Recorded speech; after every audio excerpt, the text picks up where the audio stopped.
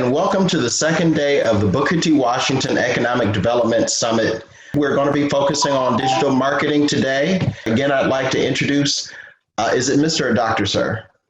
Doctor. Okay, Doctor, I suspected it was. Dr. Anthony C. Hood, who's the Director of Civic Innovation at the University of Alabama Birmingham, and he is going to be the moderator for this panel that will be on the need to expand digitally, which will be featuring Erika Jordan Thomas of EJT Consulting, Jermaine Funnymaine Johnson, and Teddy Sat Phillips, who's the artist and Microsoft engineer, and Mr. Funnymaine Johnson is a comedian, as if you couldn't divine that.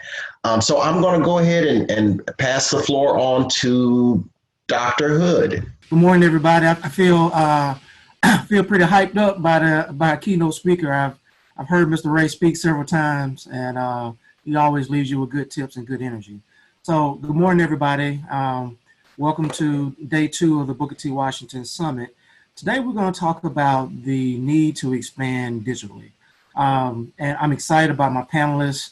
I've known Funnymaine for a while. Got a chance to talk with Erika this week and meeting Teddy for the first time today. So we're going to dive into this conversation. We're going to talk about digital engagement. You know, I've been looking at the social media feeds of my panelists and just like really excited about what they have to offer. So what I'm going to do actually is ask my panelists if they would go ahead and put their contact information in the chat. Certainly don't want people to get distracted, but I do want to make sure that people get a chance to see how you guys move in the interwebs, because you guys are doing amazing things. I know Funnymaine got some merch, so you know he will be excited if you guys go on and copy some swag. So we're going to talk about the importance of digital engagement, and I think that's even more important now in this age of COVID. You know, I've talked to a lot of entrepreneurs. A lot of people had brick and mortar stores. They were doing retail and they were doing food. But they caught themselves flat-footed when COVID hit, and then we had to go into social distancing measures, which shut down like foot traffic. And so those people who are already positioned to be able to sell their products and services online experience much less disruption than those that had to kind of ramp that effort up. So I like the saying that dig your well before you're thirsty. And I think we're in a world now where that well right now is digital engagement. And just like Mr. Ray said, you want to build a platform such that people can know who you are, what you do, they can get in contact with you, and if you have products and services, then people can access those things. But also along with that is the importance of building a consistent brand and marketing that brand to your audience. So I know my panelists are going to talk about this from a lot of different angles, from education, from comedy. And then I think another thing that goes through what my panelists are going to talk about today is activism, and how the platforms that each one of us are building is allowing us to be able to reach audiences with our activism, and how that activism shows up is different for each and every person. So with that, what I want to do is pitch it over to Erika and have Erika introduce herself and kind of talk about, you know, her approach to digital engagement. So Erika? Sure. Well, first off, thank you all for the opportunity. Excited to be here, excited to be in community and talk about something that I've learned over time and learned the power of over time. So my name's Erika Jordan Thomas. I am an educator at heart. So I'm a former teacher, assistant principal, instructional coach, and was most recently a principal in Charlotte, North Carolina. I'm a third-year full-time doctoral student. So I left the principalship 3 years ago and have been in the student seat formally again. So back in school, getting my doctorate in education leadership at Harvard Graduate School of Education, and have been a formal entrepreneur for the past 3 years, launched my consulting business, EJT Consulting, which supports and trains school leaders, works with districts in their equity work, and most recently have started actually supporting and coaching educators and launching their own consulting business. So for me, the tool of social media and marketing, honestly, before I launched my business, for me, it was a tool as a principal to shape the narrative of my school. So I led a school of predominantly Black and Brown students. And if you can imagine the narratives about our school in terms of our kids, our community, their ability to learn, and quickly realizing that we had to own our narrative and construct our own narrative, or else we were going to be subject to the narrative that the community and media would portray for us. So that's why I really learned the power of social media is thinking through our public presence of having a strategy of being able to craft what's out in the world about my school, and then have since taken that and applied that into my business. I love that. And so when you guys hear tweetable moments or something resonates with you, please put that in the chat. So Erika said we got to shape the narrative, and that is so important because somebody's going to shape the narrative, and if you're not shaping it, somebody's going to shape it for you. So thank you for that. Pitch it over to Jermaine. Jermaine, tell the people who you are for those that may not know. You're on mute, Jermaine. You're still on mute. Everybody hear me now? Gotcha. All right, perfect. Jermaine Johnson, known in most public circles as comedian Funnymaine. I've been a comedian for 15 years, since 2005. And my social media business started in 2006 in MySpace. That was my first dive into mixing comedy, business, and social media. So I've definitely seen the transformation of using social spaces to push your business or push your brand. And now we, starting from zero, now we have about a little bit over 700,000 followers or connects, through all the social media channels, the primary ones: Facebook, Instagram, YouTube, Twitter.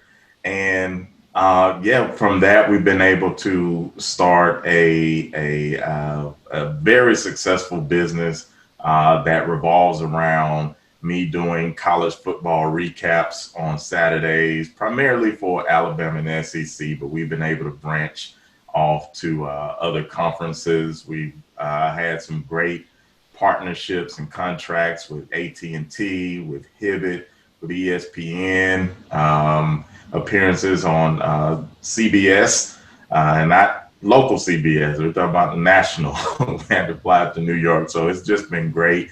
We run a clothing line from the success of those videos. Run the Ball, BAWL, it's trademark, and it's also available in select Hibbett stores. So we have a distribution deal with Hibbett as of last year, and feels like I'm forgetting something.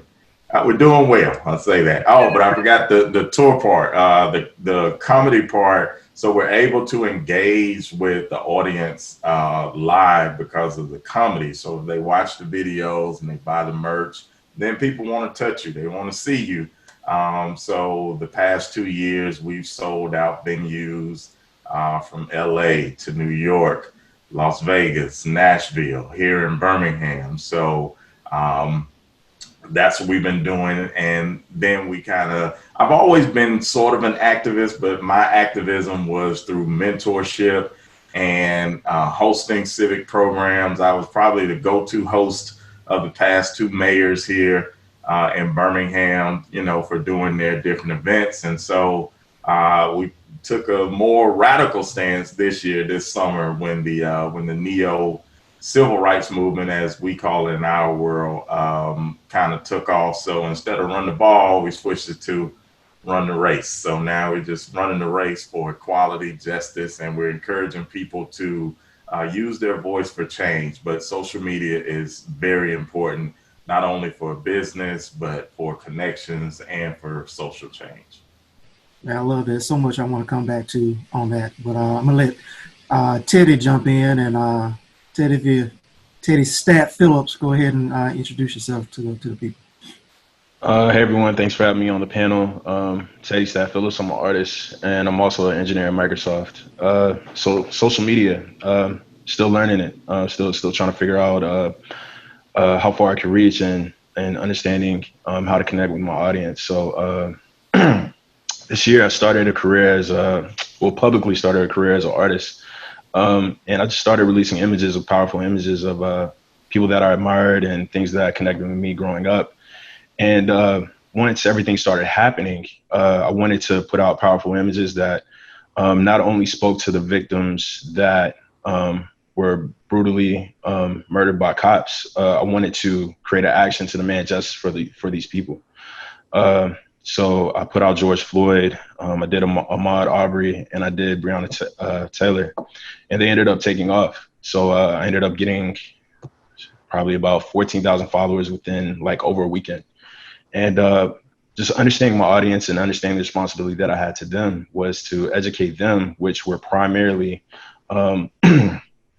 white allies that wanted to figure out how to come in and make change and benefit and try to change the narrative for not only them and educate their community. So I took on that responsibility of saying, here's what's going on, here's how you can help, and here's some helpful resources. So social media is super powerful and great platform, and it's something that I'm still figuring it out, but I want to actually do more.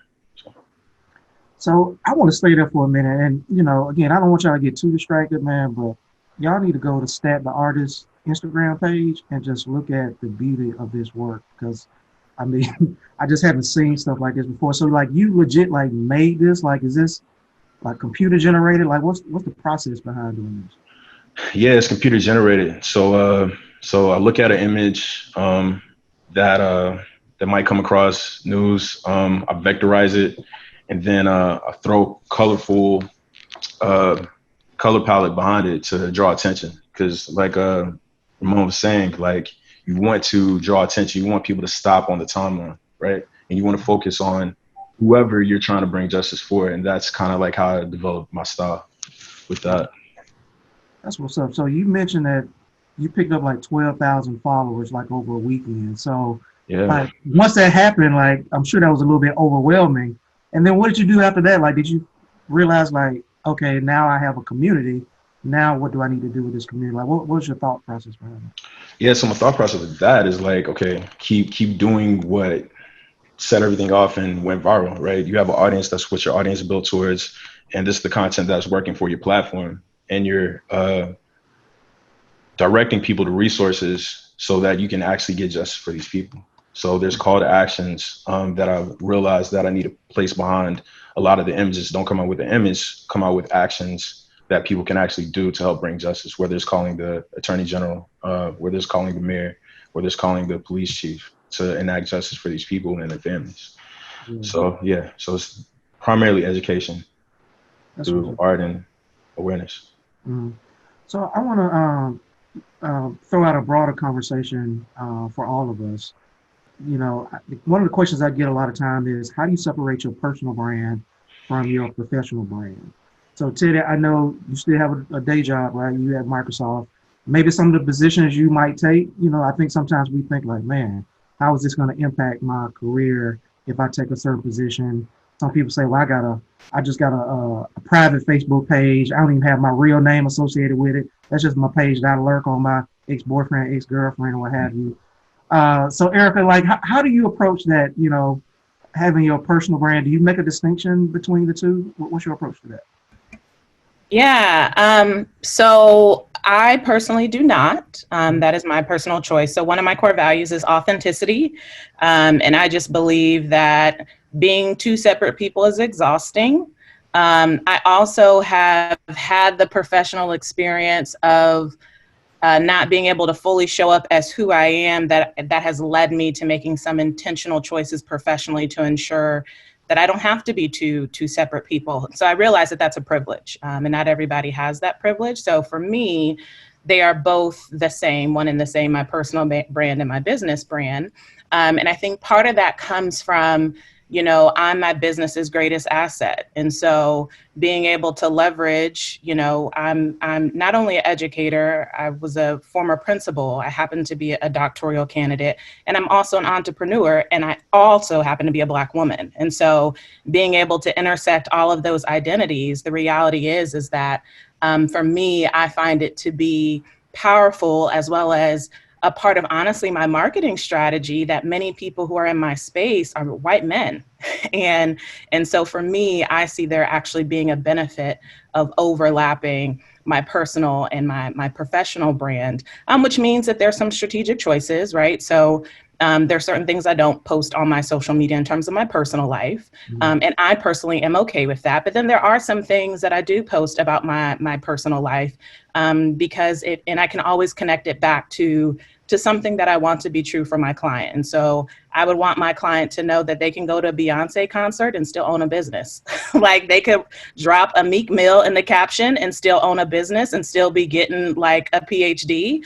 And so for me, I see it as a tool of privilege and power to actually intersect both of my personal and my professional brand, but also understanding that my business model is unique, where I'm a consulting business. I'm not a product-based business, I'm a service-based business, and I am the principal consultant in my business, as well as, I'm in school right now. So, you can lose me if you want to, you can get rid of me, but actually that's your loss if you decide, what I say is offensive, but what I'm saying is actually centering my freedom and my humanity. And if you have an issue with that, then that's a bigger conversation. So I acknowledge that, I have some principles that are unique to me that for others businesses, it may not align.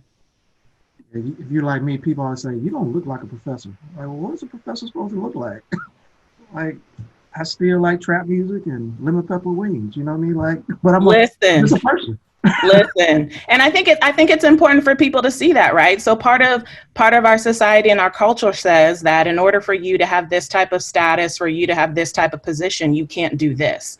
And at the end of the day, it's oppressive. It's white supremacy culture. It's centering a narrative of whiteness, of how proximate you are to whiteness determines how successful you can be. So part of actually the resistance is actually me being my personal brand, actually being my business brand. And so that's one of the ways of my personal activism, is actually fully showing up as myself and being the same person I am in my business as I am in my personal life. Right. Yeah. Jermaine, what you're such a public person, like there's probably no parts of your life that you can be hidden. Like, so authenticity, I'm sure, is everything to you, right? Yeah, she made some excellent points, and I think it comes down to your personal situation. I do have business accounts with the blue checks, and then I have my personal accounts, but my audience is different. Because it's college football, I've inherited a majority white, conservative, deeply Southern, some Trump loving base, but we can work it out, for business purposes. But at first, when I started and I tried to still be my personal self, it wasn't that it was backlash. They just didn't get the reference. Like, when I remember I responded to a tweet one time about cable, and I was like, I told Mama I'm thugging outside, I don't need cable. And they was like, but what are you talking about? So it's just some cultural stuff that they didn't get.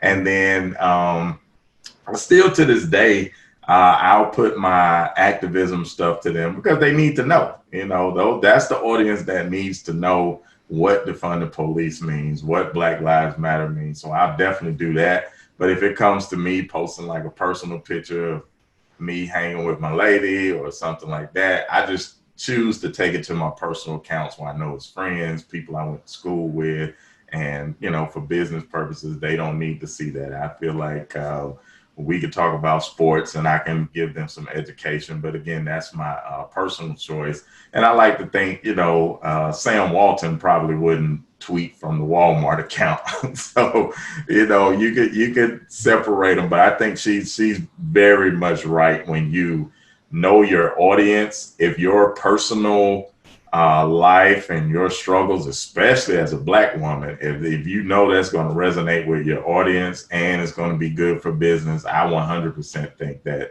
you should put it out there. But for me, it's just personal because they don't always get it. I got you. And real quick, the blue check. So I see a lot of people on posts online like, man, how does one get the certified blue? What does the blue check mean? And then how does one get it? Say I missed that last part. And how does one get it? What is it and how do you get it? Every one that I got was different. Twitter seemed to be the easiest. I got that one years ago. I literally just asked for it. You know, like I think I mentioned it's called Verified Twitter. Actually, it's a handle.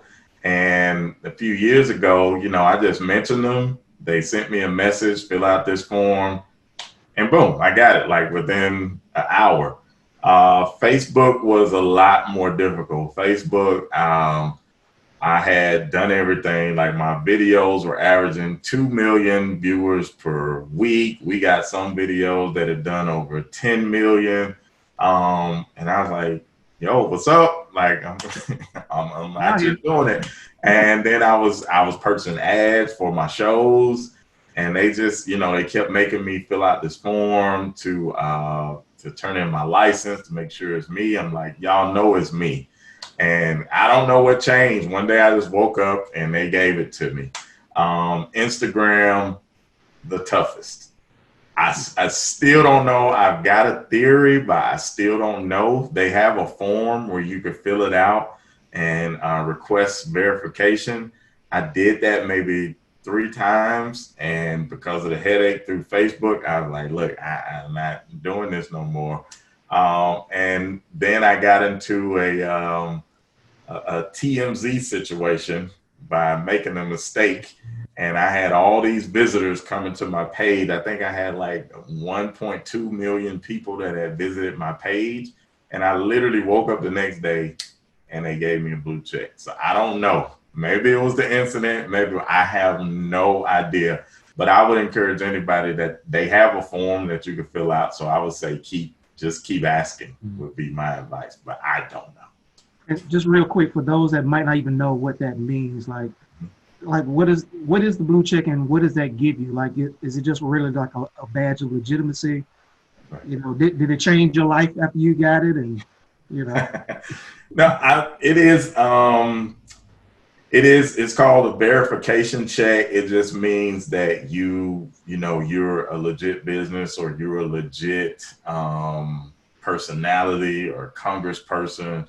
It is very helpful as far as marketing. It does legitimize you even more. You could be legit. There's plenty of legit accounts without the blue check, but that just legitimizes you. And I think that's the reason that they make it so exclusive. You know, they keep that exclusivity about it because, you know, if you only give it to a few people, then it has value. If everybody got a blue check, it would lose all of its value. So it does help with marketing. It helps with branding, and it helps with trust, especially if you're going to be selling to people. So it's important. It is important in the social media spaces. That's what's up. And Teddy, same question for you. Like, so how do you balance, you know, the work that you do for your day job, but then you have this other thing that's going on inside like this? Does your employer encourage you now that you're doing this stuff, or is it something that just kind of has it as a side hustle? Yeah.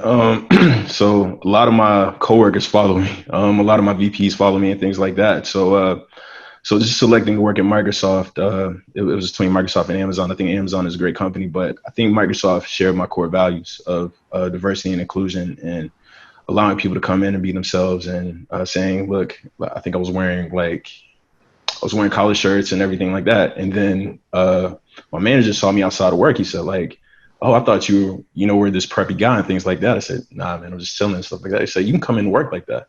So just embracing me as I am and things like that. And just when everything started happening and people started figuring out that I had this art page and thing, and that my VP, who has Black Lives Matter as his Facebook avatar, reached out. He said, "Nah, man, I love what you're doing. Keep doing it. And I'm proud that you're a part of our division." So it's pretty huge. I did a Sounders video. They aired it at our all hands for our entire department. And then I was recently on the cover of Seattle Magazine, and people were sending me copies, asking me to sign it. So I feel really supported at work, being myself, and kind of like how Erika said, just showing up as you are. Yeah. So that's what's up, man. So we had a question in the Q&A, and I encourage you guys, if you have questions, go ahead and post those questions because we can get to them. So there was a question about what do we think about cancel culture? How do we get around it or what have you?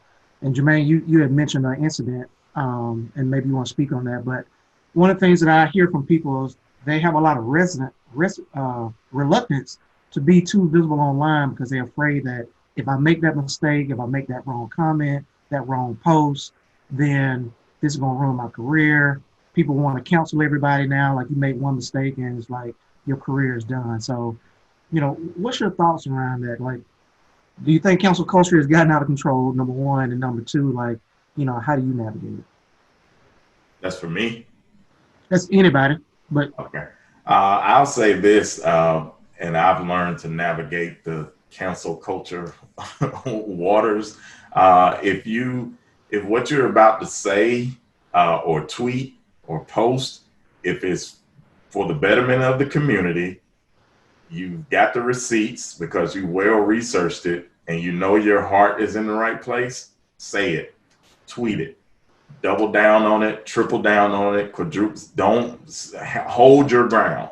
That's how you defeat cancel culture, because cancel culture wants you to come in and apologize and back up and, show you but when you stand your ground, they move on. So if like I said, if you know that your heart is in the right place and you've got the receipts and the research behind it, say it and stand by it. Yeah. Because it feels like people sometimes are just waiting on you to make a mistake. They're like, gotcha.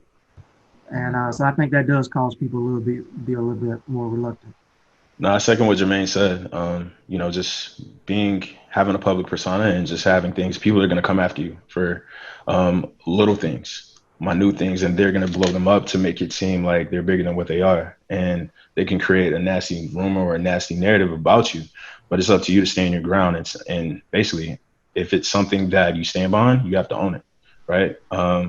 Everyone's art process looks different, right? As a lot of artists grow, they grow out studios. They have people that they come up with the original idea. And in order to scale out for like a huge show, they're gonna have to hire assistants to come in and have to hire them to help them to keep their process going and to scale up and to meet all of these demands. So with the art process of Kande Wiley, who did the beautiful Obama painting, right? He has a studio in China that he outsourced to, and things like that. And I think what a lot of artists and what I had to learn is like, if you want to keep your name going, if you want to keep content coming out, kind of like if you want to be able to post every day and stuff like that, you're going to have to figure out how to have that studio model so you can grow and you can build something like that. And that's something that I'm embracing now.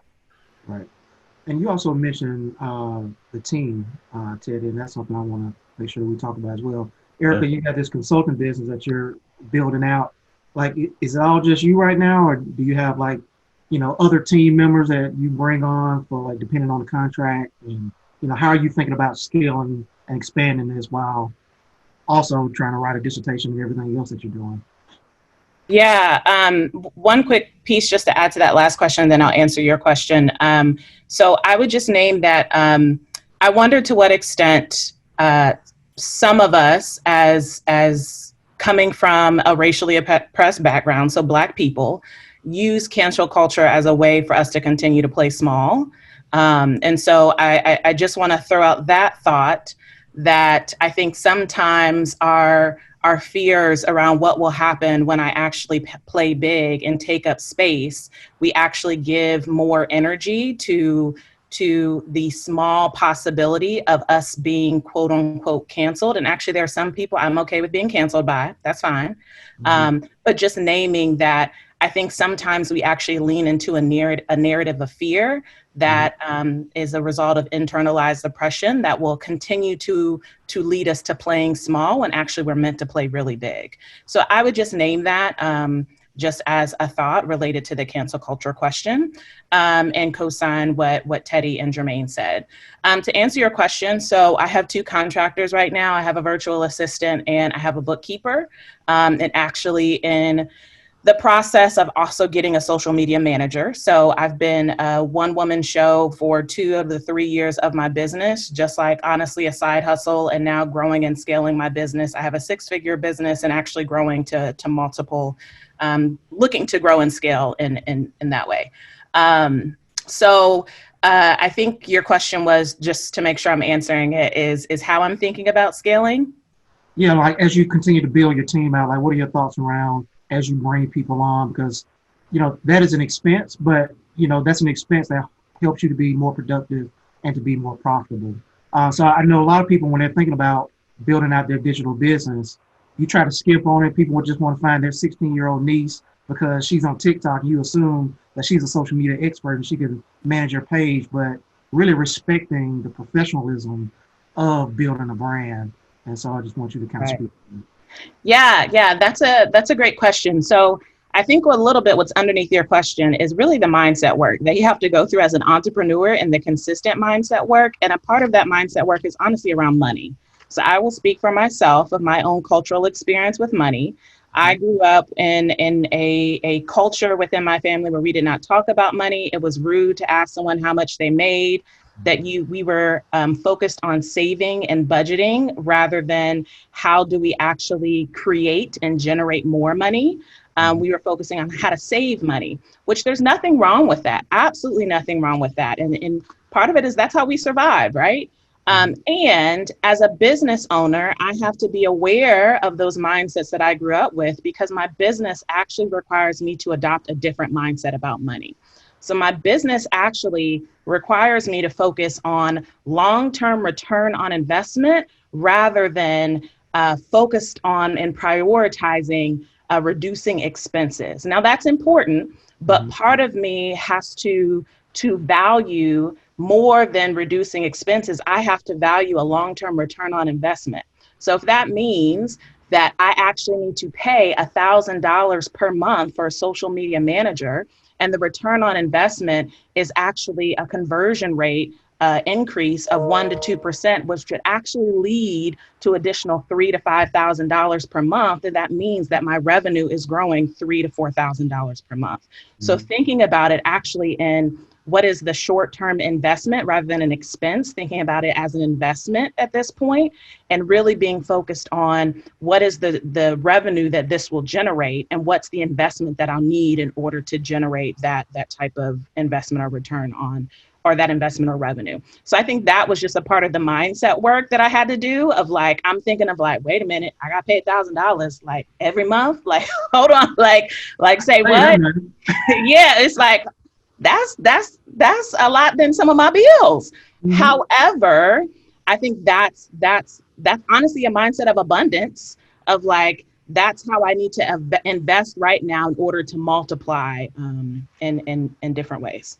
And Jermaine, like you getting, like you said, you got videos, they getting like millions of views and stuff like that, but you are the face of the brand, but like, I assume there's a team behind that brand, right? So speak on that. I was blessed, and I know this isn't everybody's story, but I was extremely blessed to be able to grow with my team. My manager approached me in 2010. He was a student, in Tuscaloosa at the University of Alabama, and I was taking graduate classes and still doing my comedy. And he just had a vision for taking on, all of these artists and managing them. And when I was young in my career, but he felt official because he had an artist. I felt official because I had a manager, and we made all the bumps and the bruises together. 10 years later, we're still together. That's still my manager. He's in LA, and we link up we talk every day. And then my assistants, they were college students at UAB, in 2014, and they were a member of the of AK side, the business fraternity, and I spoke on a panel, something like this, but in person, because we met in person back in those days. So after the panel, and I was working at 95.7 James, the radio station here in Birmingham, they approached me and said, "Hey, we're interested in just learning under you and being assistants, and what do you think?" We met the next day. I put them to work, and they're still my assistants to this day. So that's been a blessing that my small circle, has stayed intact, and we've added, a few pieces here and there. But at its core, it's those three individuals, who I lean on. And now we're able, just like Sister Erika said, now being able or knowing the value of hiring people to make you more money. I don't think a lot of people look at it like that. They look like, nah, I ain't gonna spend this, and I ain't gonna do this. That's an expenditure. No, it's an investment. Hiring a social media person is an investment. Hiring somebody to run that for you, or hiring just somebody to expand your vision. Somebody you can bounce ideas off of, and they can expand them. That's powerful. But a lot of people just holding on to that money that they're gonna lose anyway, because they're gonna have to keep shelling out for other stuff. But it's definitely an investment for hiring graphic artists to do your logos, hiring people to create great videos to put your brand out there. So I would encourage people to do that and build a team. And a lot of people that I've seen, they don't see the value in having a middleman, whether you call it a manager or whatever you call it. You should get to a point where you're not negotiating your own prices. It's going to elevate your value when you have somebody to elevate your prices for you. You'll actually end up getting more money. Before I had a manager, luckily not many people know my first name, so that's what was showing up on my email. So I knew the value back then in 2005 and 6 of negotiating for myself. So they thought they were talking to Antoine, which was really me, but it was another person. So after I got tired of that, I'm glad my manager came along. But having a middle person to negotiate your contracts and paying them 5 to 10% is very helpful. Right. And then I think it just speaks to a broader thing, going back to the roots of this summit about economic development. The vast majority of Black-owned businesses are sole proprietorships.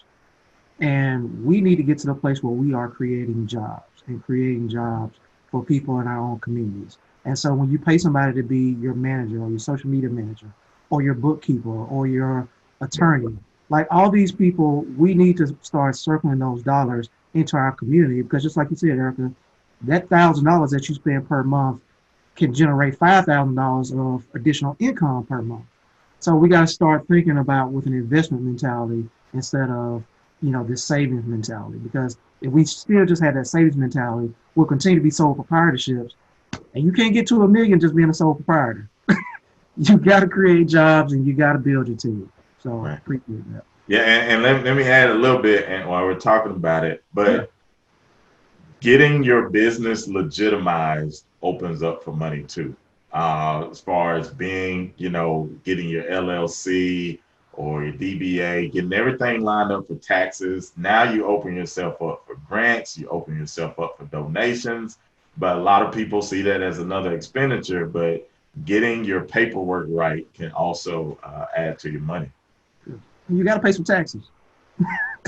People don't want to pay taxes, but you got to go give them folks their money. I know, Dr. Vaughn, I think you had a question. I do. And I know that one of our extension agents posted a question to all the panelists. And if Mr. Johnson can repeat his response, but using all panelists and attendees. When you posted your website for your shirt, you posted it just to us. Oh, she couldn't see. I'm sorry. Right. So I just wanted to say real quick on the chat box, there's, where it says two, it can be all panelists or all attendees. If you just send it to the panelists, just the people you see on the screen are going to get it. We all family here, unless you have something crazy you want to ask the 8 of us that are here. This is an open forum, so please use all panelists attendees. Thank you, Mr. Johnson. But I did have a question. It was something that soon-to-be Dr. Jordan Thomas spoke on, and a number of you. One, when you're starting out your business, at what point in time do you figure out that you need to build a quote-unquote team of people that you're paying sort of an hourly rate? I know we need to have a banker, a lawyer, an accountant, that list. The second thing is, it was mentioned about virtual assistants and assistants. And, a lot of people are talking right now about, oh, yeah, start your business and get a virtual assistant. And you ask them about it, and they're like, oh, they're in the Philippines. And it's like, well, you're a Black business, and I'm giving you money because I'm Black and I'm doing the support, but you're sending the dollars, even though a small amount of dollars. So, like, what is kind of the response to that? Or is there? That was my question. No, I think that's a great question. So kind of like the artist that I look up to, that he has a operation out in China, but that's to cut costs and to produce, to make his business a little bit more profitable so he can actually expand and grow bigger and things like that. So it's definitely a business decision, but at the end of the day, you're supporting a Black business of all, and you're supporting someone from your community that's creating powerful images to give back to people and inspire them. So, but to answer your first question, for me, when I started getting a lot of inquiries, when the 2 pieces went viral, I just got overwhelmed. There's a lot of things I didn't follow up on.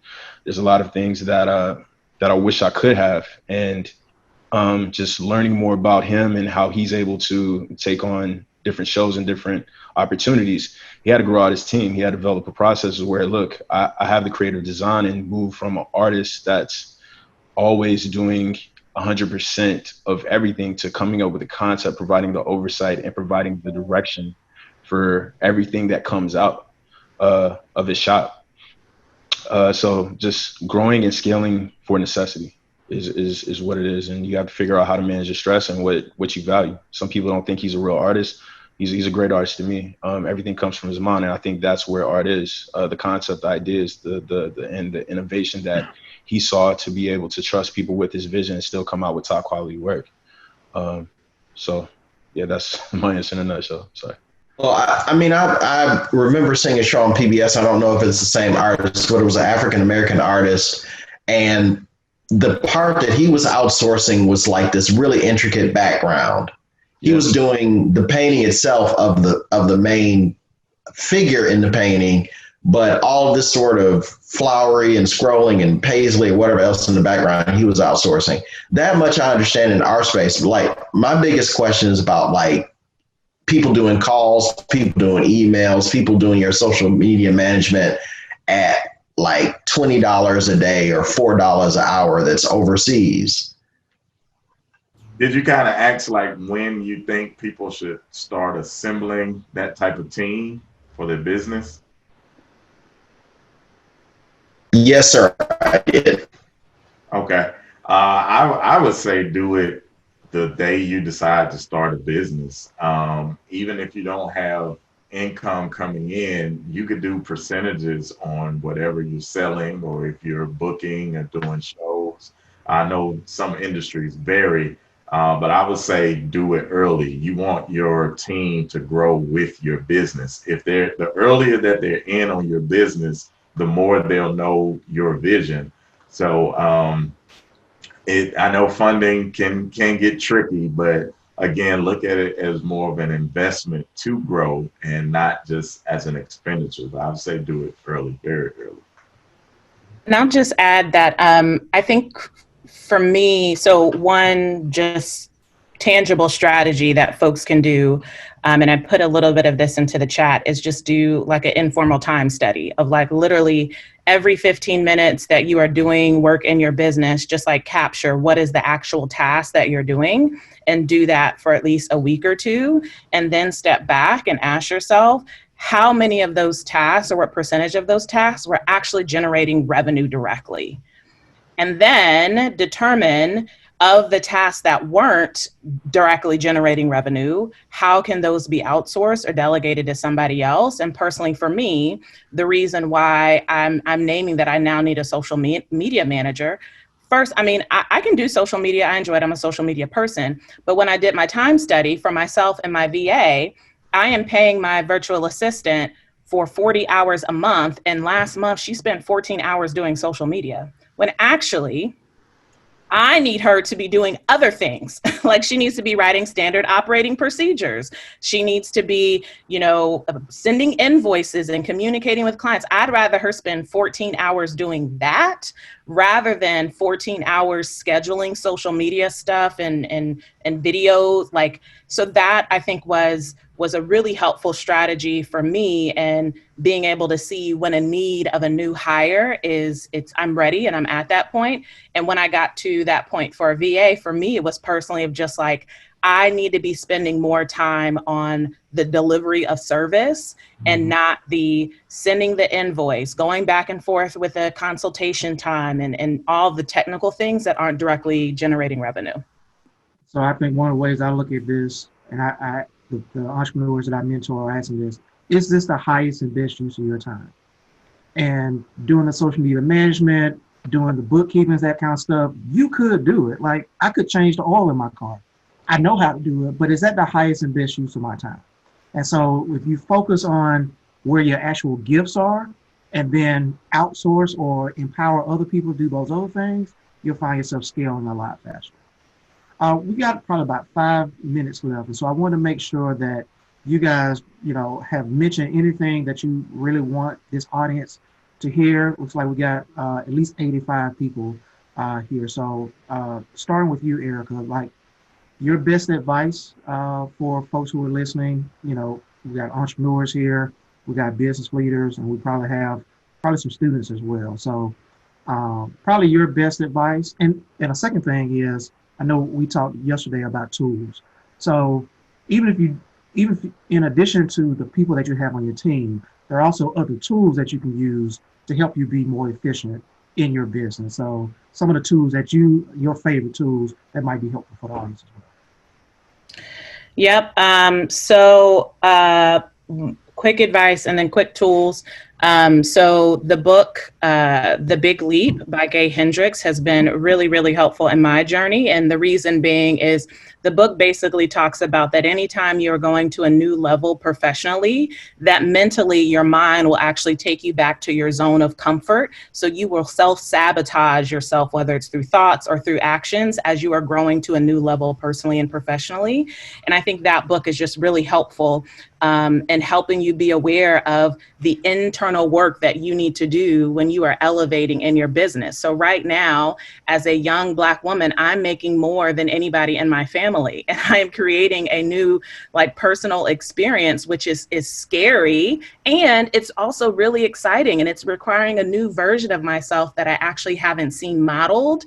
And so that type of interpersonal work is really important. And I have to continue to think about how do I actually not place obstacles in my way of growing and scaling.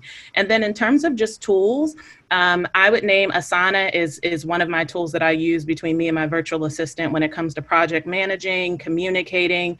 For those who have personal coaching clients, Dubsado is an amazing system in terms of managing clients. So say it again. Say that again. You said Dubsado? Dubsado. I'll drop it into the chat. And then lastly, the tool that I also name is just ConvertKit, is the email marketing system that I use that's been super helpful too. Right. Thanks. Same question, Teddy. I'm sure you're going to throw out some Microsoft products, but.